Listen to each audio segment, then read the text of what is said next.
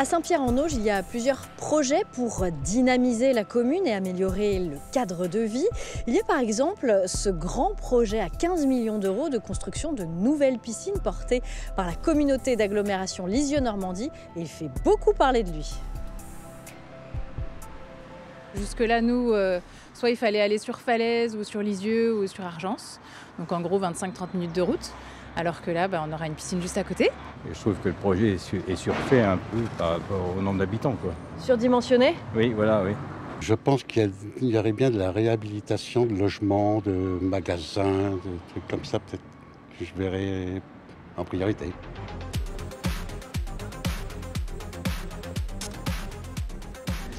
Alors où est-ce qu'on en est de cette piscine?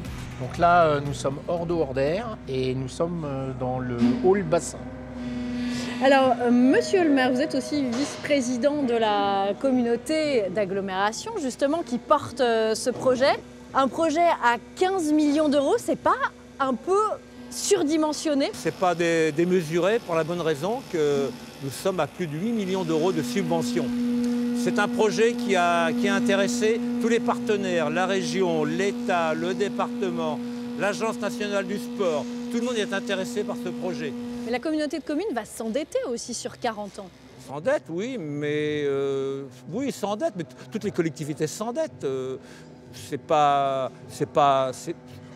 trouve ça normal d'ailleurs. C'est normal qu'elles s'endettent.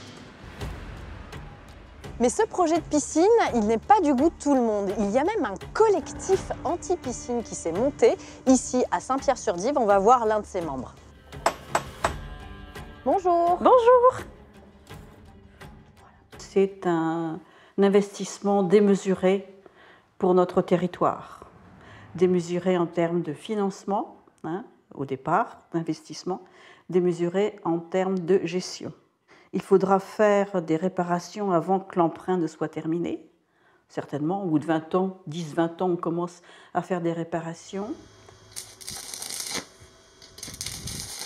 Notre actuel bassin a plus de 50 ans.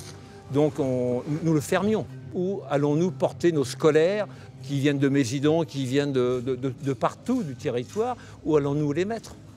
En rénovant la piscine, vous pouviez... Non, c'est pas possible de la rénover. C'est pas jouable, Pour la bonne raison, c'est que c'était d'un coût exorbitant où on aurait eu beaucoup moins de subventions. Étant donné qu'on a un projet d'envergure, les subventions sont arrivées. De toute façon, on n'a rien étudié pour essayer de la remettre à jour. Il y a eu zéro, enfin on peut le dire, vraiment 2 lignes dans un rapport en disant non, c'est pas la peine. Un bassin pour un bassin, ça ne vit pas. Aujourd'hui, c'est la balnéo, c'est le jacuzzi, c'est les jeux, c'est l'espace extérieur en plein air que nous allons avoir. C'est ça qui attire les gens aujourd'hui. C'est l'attractivité supplémentaire pour faire vivre ma ville. Le fait d'avoir 90 000 personnes qui va passer par an, j'imagine les gens s'arrêter au restaurant pour acheter une baguette de pain. Au contraire, c'est porteur pour la collectivité et l'agglomération. C'est pas ça qui amènera du tourisme. Le tourisme, ce serait un hôtel dont on aurait besoin, un hôtel et un bon restaurant. Oui, ça amènerait des touristes. On n'a rien ici comme équipement à Saint-Pierre-en-Auge. Et les opposants craignent que cette piscine empêche tout autre investissement, comme une nouvelle déchetterie ou une maison de la petite enfance. Le maire, lui, met en avant par exemple la construction d'un nouveau cinéma. Projet contre projet, à Saint-Pierre-en-Auge, les discussions vont bon train.